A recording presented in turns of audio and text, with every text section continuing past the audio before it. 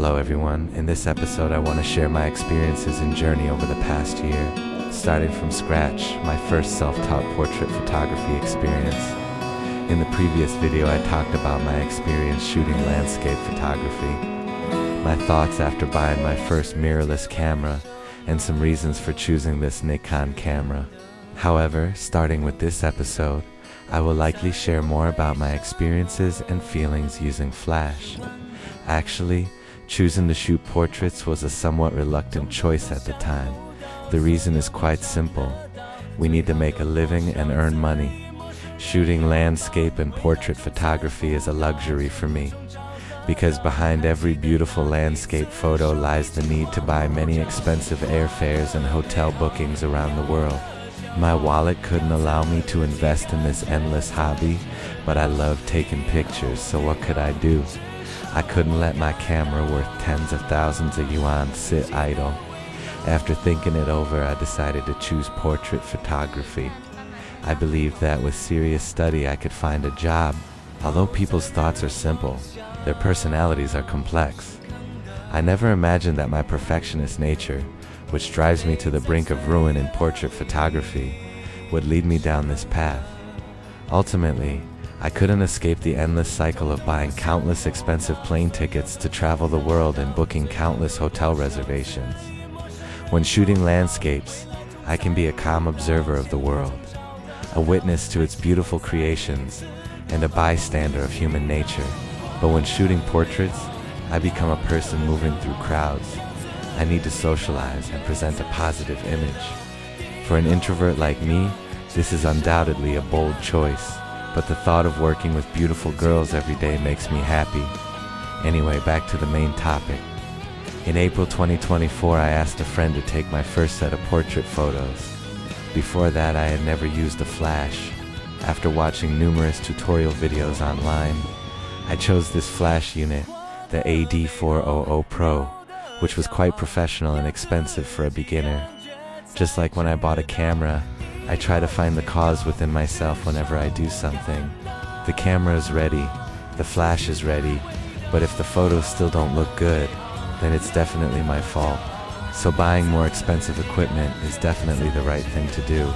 After arranging the meeting time and place with the model, I only tried out the flash once at home, learning some basic operations by watching videos, such as how to trigger the flash and how to adjust the balance between the camera and the flash. Humans are naturally afraid of the unknown, and the only way to overcome that fear is to move forward. I know that using a flash is an unavoidable and crucial element in portrait photography. I didn't have the opportunity to go back to school to study photography, so I had to teach myself. These videos are vlogs I shot while traveling. Over the past year, I've traveled to many countries to find models for photo shoots. These are some behind-the-scenes photos I took when I started shooting portraits for the first time from scratch.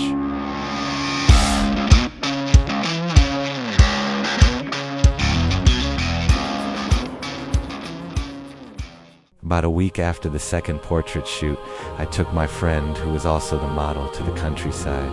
It was springtime, and I couldn't miss it. The spring breeze was gentle, the greenery was lush, and the beautiful countryside welcomed us.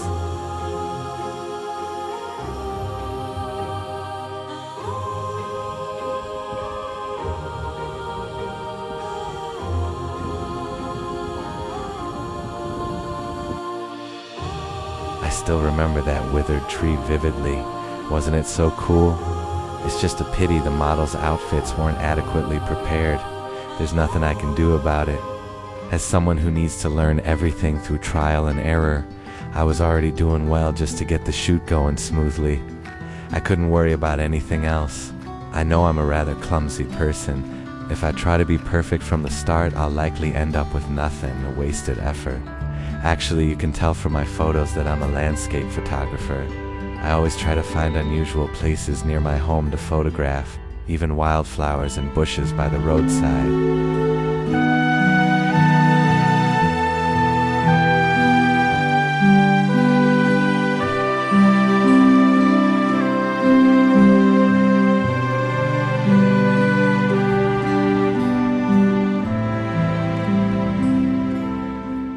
Later, I inquired around for natural rocks, and, with the help of a local guide, we arrived at an abandoned quarry. It was very difficult to access because it was located halfway up a mountain and surrounded by thorny plants. But having found such a great filming location, I was determined not to give it up easily. I had to risk it.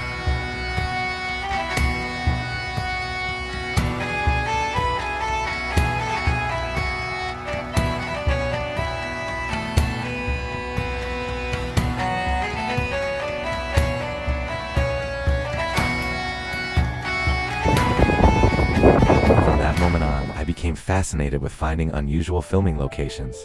Abandoned office buildings, abandoned shopping malls, and theaters that were abandoned before they were even built, all became my targets for choosing filming locations. Precious and unkind, you're always hiding in back of it.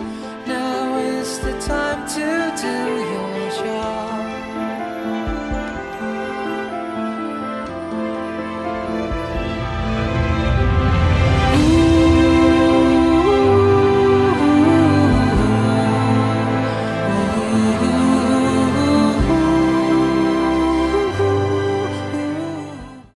After that, I led the model through the stairs, which had no safety measures, to the rooftop. Let me see you stripped.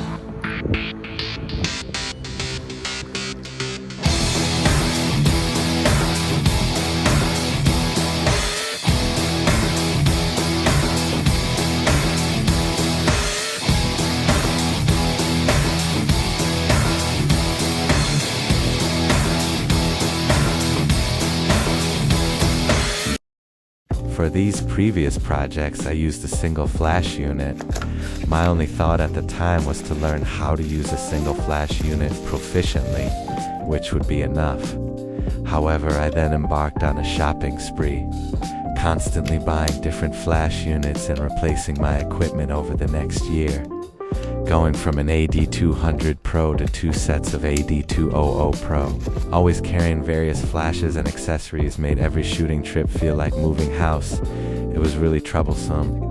It just goes to show how limited human technology is. Achieving high power and stability inevitably leads to sacrificing portability, and achieving portability requires carrying a heavy load.